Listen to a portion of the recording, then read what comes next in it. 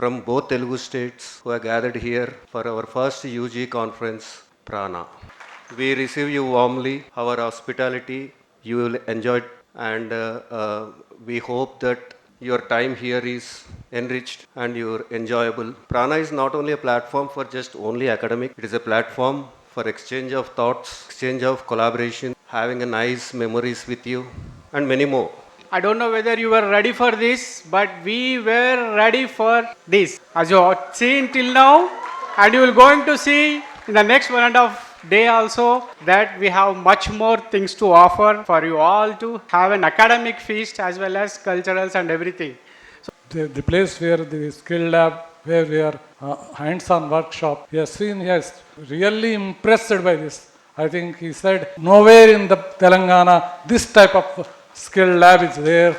It is very encouraging, and he has said not only the conference, sometimes you call in between also the undergraduates and postgraduates and have some CMEs in Prathima. Our visionary Dr. Bonpalli Srinivasa Garu has dreamt to have a college like this, and it has come true. We have completed 24 years and we are entered the Silver Jubilee year of 25. Here we are, our chairman is trying to invite our Prime Minister Narendra Modi Garu for the function. Students from Telangana have come from all sides. Many of my friends are there in your faculty. I would like to just upgrade little bit of knowledge regarding the discipline, because I am concerned with that. Our institute is committed not only to academics but also to community service, providing healthcare to rural and tribal populations across northern Telangana through outreach programs. We have free ambulance services and mobile medical units. The institute also promotes research, skill-based learning and competency-based education to prepare future healthcare professionals.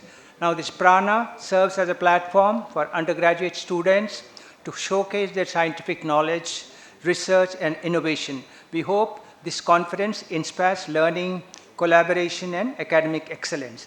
Medical education is undergoing a tremendous transformation.